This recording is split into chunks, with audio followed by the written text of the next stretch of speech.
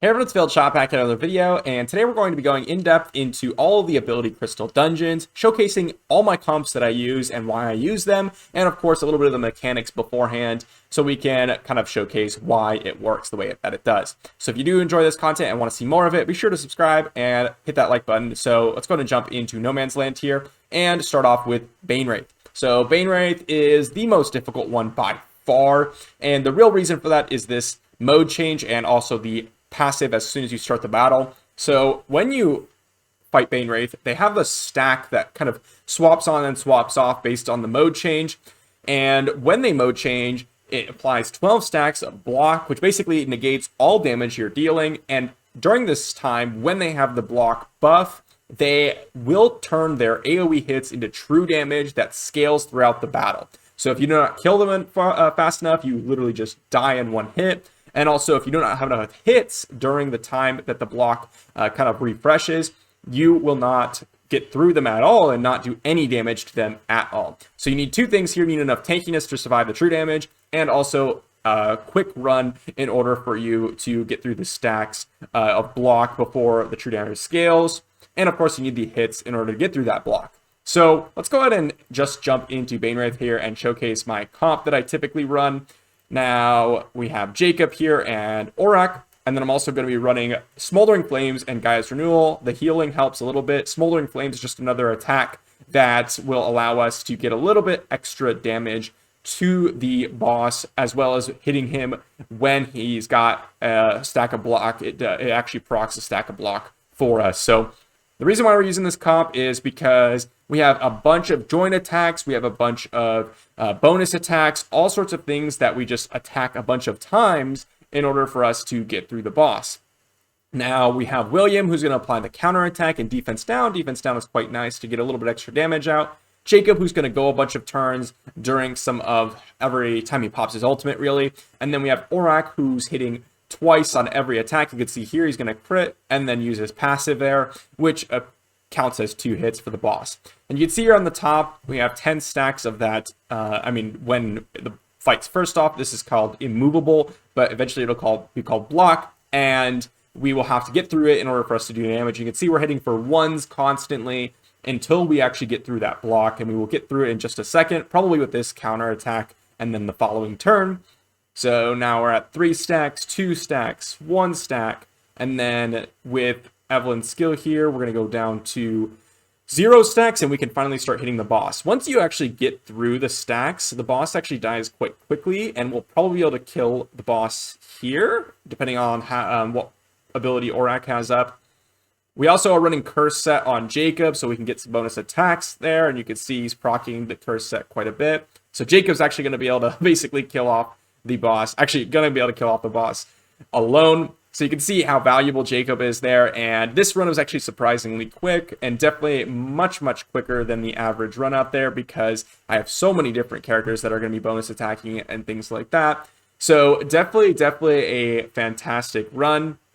Now, if you don't have those bonus attacks while also having the tankiness, just run something like Connor in place of some of my characters here, because Connor will allow you to keep your team alive while also, being able to extend the duration of the fight and make sure you're getting those bonus attacks in. So let's jump into the next one, which is Flame Lizard. So here we are, we're at Flame Lizard, and this one is significantly easier. It's pretty simple. So every single time the Flame Lizard uses one of 2 abilities, the Claw Slash or the Flame Chain, they're going to grant 1 or 2 sparks, and sparks increases the damage by 20%. I believe this stacks up to 5 or 6. We'll see in just a second. 1 spark is removed when you crit the Flame Lizard boss. So running damage dealers or crit-based characters is really good for this dungeon. However, you don't want to run all damage dealers, because if you run all damage dealers and they're squishy and the Flame Lizard kills one of them, they're going to get a bonus turn and then basically chain and kill off the rest of your team. So you have to watch for that, because they do have an AoE here, and it increases based on how many characters are dead. So if you have all your characters surviving, it decreases the damage, but if they kill one off, it starts to chain into more and more damage. So let's go ahead and just showcase my comp real quick here. And we don't have our 4th one in, but we're going to be running William in this place, and instead of that, we're going to be running Cyrus. So you can see here we're running triple crit-based damage dealers, and then William, which is going to apply that counterattack buff. So We're just going to run this. We're also running defense down plus Smoldering Flames. So Smoldering Flames will just kill off the wave really quickly for us because we have high attack. And then we can apply the defense down to the boss here. And you can see at the bottom, actually it only stacks up to 4 times. These little circles here, hopefully we can get the boss to have 1 turn, maybe not. But every time they're going to use their ability, it's going to stack one of the sparks, and you'll see down there. So really the 2 ways we can do this is take it slow, make sure we have enough tankiness to kill the flame lizard, or just straight up burst it. So as you can see, when I'm at this stage of the game, it's significantly trivial to farm these dungeons unless you actually need the ability crystals, but it's very, very easy. So it's really all about that first clear, getting your first or second character, getting to stage 9 and farming their legendary ability crystals. So let's jump into the next one, which is the Wrathful Flood. So here we are on the Wrathful Flood, and I did want to mention that anytime you're running any of these dungeons, make sure you have the correct affinity unless you're, have enough tanky stats to survive, because they do start to do quite a bit of damage if you don't have the right affinity. So here we have the Wrathful Flood, and the Healing Spring, it's just going to restore 5% of the max HP at the end of the turn, and then we have a bunch of AoE damage.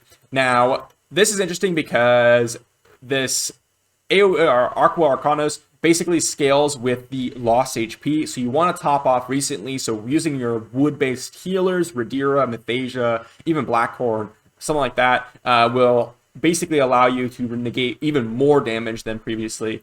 And also, we have to watch out for the Bouncing Water Orb, because if it bounces between 2 characters 5 times, it can actually kill off a character very, very easily, and this happens oftentimes and how you fail it earlier on in the game. So I'm going to jump in and showcase my comp. Again, we're going to one-shot it here, but that's kind of the goal, is you're going to want to get to that point. And we're running just 4 damage dealers, or 3 damage dealers and a true damage AoE, but I don't even think we'll get to the AoE. We'll see, or Rickard here. We'll see. But the Smoldering Flames didn't actually kill there, so if we ran another attack-based damage dealers in the 4th slot, we would actually proc the kill from the Smoldering Flames. Wrathful Flood resisted the defense down, so this actually may end up getting to Rickard. And we're just going to see here, we're just going to ult with all of our characters and then kill the Wrathful Flood.